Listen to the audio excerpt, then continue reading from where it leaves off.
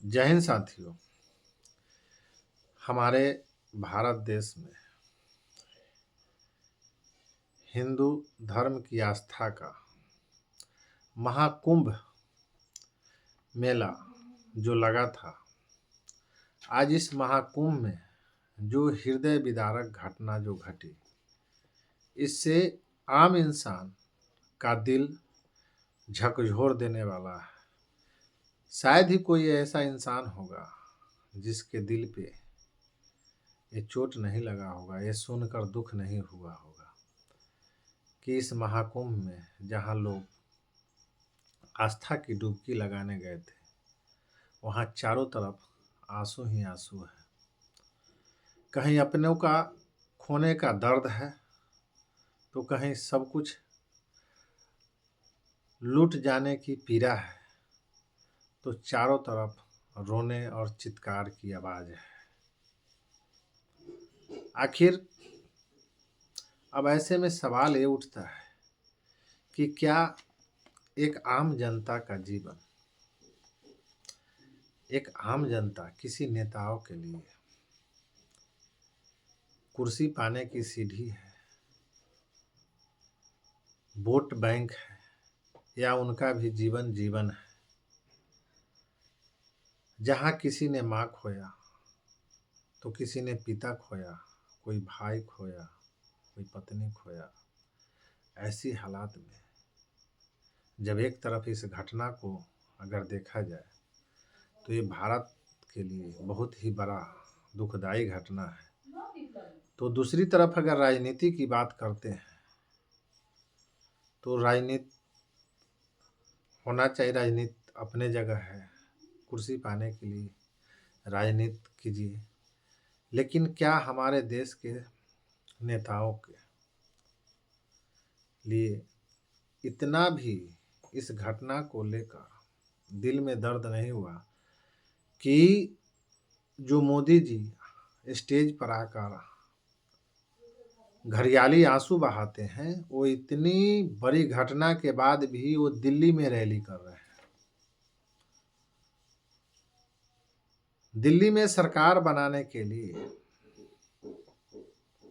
दिल्ली की कुर्सी पाने के लिए कि हमारी पार्टी का दिल्ली में सरकार हो, इसके लिए रैली कर रहे हैं। क्या एक प्रधानमंत्री के लिए इतनी बड़ी घटना, एक आम जनता की जिंदगी सिर्फ राजनीति से बढ़कर कुछ भी नहीं है, एक राजनीति ही है। अब ऐसे में सवाल ये उठता है कि अगर देखा जाए तो इतनी बड़ी घटना में एक भी वीआईपी का कोई नुकसान नहीं हुआ, किसी प्रकार की खरोच तक नहीं आई,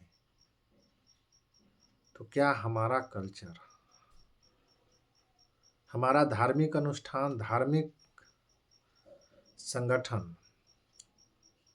धार्मिक पूजा पाठ में भी क्या ऐसा है कि वीआईपी के लिए भगवान अलग से हैं, वीआईपी के लिए आस्था अलग है, वीआईपी के लिए पूजा पाठ में भी अलग व्यवस्था है,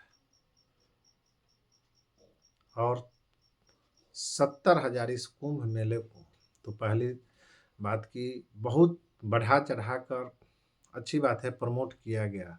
जैसे एक कुंभ महाकुंभ नहीं, ये राजनीतिक कुंभ हो, एक पार्टी विशेष ने इसको महाकुंभ की तरह प्रमोट नहीं बल्कि राजनीतिक कुंभ की तरफ प्रमोट किया गया। 70,000 करोड़ रुपया इसकी व्यवस्था पर खर्च किया गया। आखिर वो 70,000 करोड़ रुपया गया कहाँ, जो कि आम जनता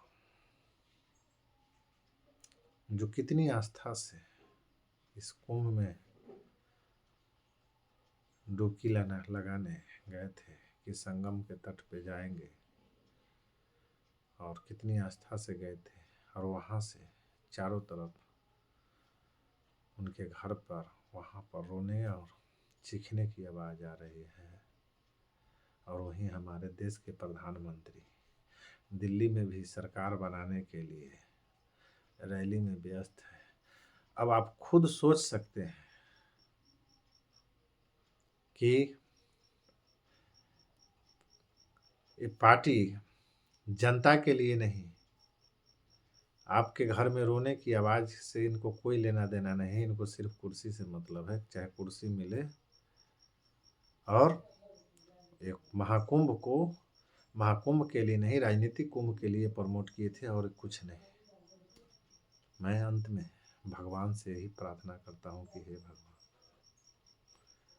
जो इस आस्था में जो लोग मर गए उनको अपने श्री चरणों में जगह दे, घायल को जल्द से जल्द स्वस्थ करे और उनके परिवार को, उनके आश्रित को दुख को सहने का साहस दे और इस दुख से जल्द उबारे।